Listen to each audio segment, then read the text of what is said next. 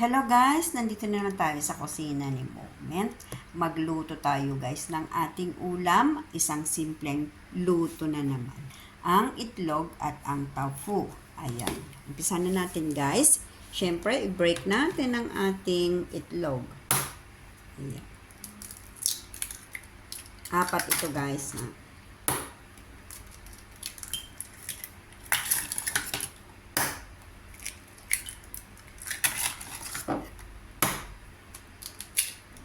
Yan. And then, kailangan lang natin i-beat.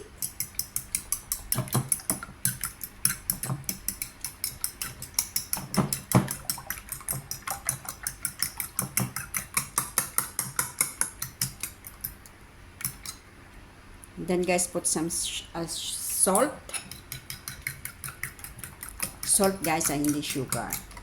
And then, ground pepper. Konti lang, para hindi naman maanghang. Para makakain naman ng mga bata na ayaw sa maanghang. Okay, continue to beat. Ang problema natin sa pag-i-steam guys, kaya hindi natin makuha-kuha ng silky at milky and smooth ang resulta ng ating pag-i-steam ng eggs dahil mali po tayo sa ratio at proportion kung ilan sukat ba ng tubig ang imimix natin dito sa ating pag-i-steam ng eggs. Alright, so kailangan lang natin guys ilagay dito para alam natin kung ilan tubig din ang kailangan natin i-mix. So nakikita natin dito guys, it's 1 cup. 1 cup oh. See guys, it's 1 cup. 1 cup siya. Ayan, 1 cup ng eggs. Yung 4 na pirasong itlog, 1 cup siya guys. Oh. Yan, 1 cup. Kita nyo? Okay. So, kung 1 cup yung tubig, 2 ang kailangan natin. Ay, kung 1 cup yung egg, 2 ang kailangan natin tubig. So, 2 cups ang gamitin natin. Ayan, 2 cups ang tubig na i-mix natin dito guys. Para ang resulta ng ating pag-i-steam ng eggs is smooth, silky, and very nice, beautiful. So, ayan, ibuhos na natin dito guys. Maniniwala ba kayo na ganyan kadami ng tubig? Parang hindi, di ba? Kasi parang hindi na siya magiging stuffy. Ayun. So, ganyan lang guys. Then, kailangan lang natin iset aside for the meantime. At kailangan nating hiwain ang ating tofu. Ayan. Ayan. So, eto na guys. Ready na tayong maglagay ng ating itlog mixture dito sa ating tofu. Ayan guys. Ibuhos na natin ng ating eggs at ready na tayong pero gamitan natin guys ng strainer para siguradong smooth ang dating ng ating steam eggs. Ayan, hindi natin magamit lahat itong mixture. Kaya gamitin na lang natin sa iba. Maliit kasi yung natin, pag-steaman natin, pero okay na ito.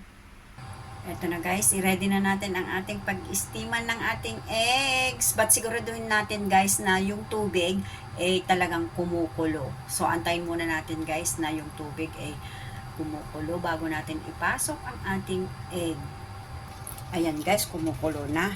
So isalang na natin ang ating itlog. Ayan guys, at siguraduhin natin na yung apoy is consistent. Hindi yung papalit-palit. Malakas, mahina, hindi po tama yon. Ayun, so steam natin ng 5 minutes guys. Ang bilis, di ba? Ayan na guys, mukhang perfect ang ating steam eggs. Tignan natin kasi it's already 5 minutes. Wow! This is wonderful! So, para siguraduhin natin na luto na talaga guys, try natin tusukin sa kahit alin parte dyan. Ayan, wala nang tubig. Ayun. O, kasi kung hindi pa pwede, hindi pa luto, may tumutulong tubig guys. Pag tinusok mong ganon. Alright, so pwede na natin alisin dyan. So, palamigin lang muna natin saglit guys. At gawa tayo ng sauce. O, diba guys, ang ganda? So, bago natin ibuhos ang ating mantikang mainit, lagyan muna natin guys ng garnish natin ng spring onion at konting coriander. Ayan guys. Ganyan lang. Para maluto naman ng konti dun sa init ng itlog. Ayan. Mainit na ang ating mantika. Talaga naman. Hinatay na natin guys. At ang ating light soy sauce.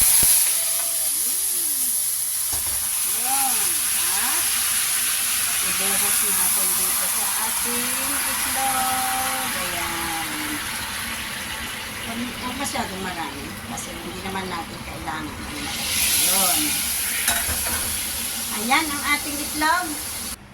At ito na ang ating itlog guys. Kain na tayo.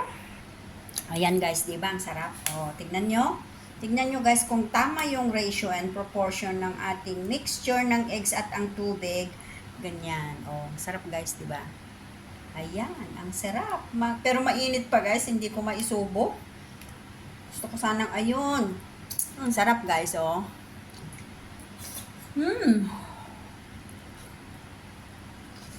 Sarap. So, okay. Thank you guys for watching. Sana ay nagustuhan ninyo. Gawin nyo din minsan sa inyong kusina para mapatunayan ninyo na ang ating steamed eggs is very yummy. Thank you so much guys. God bless. Bye!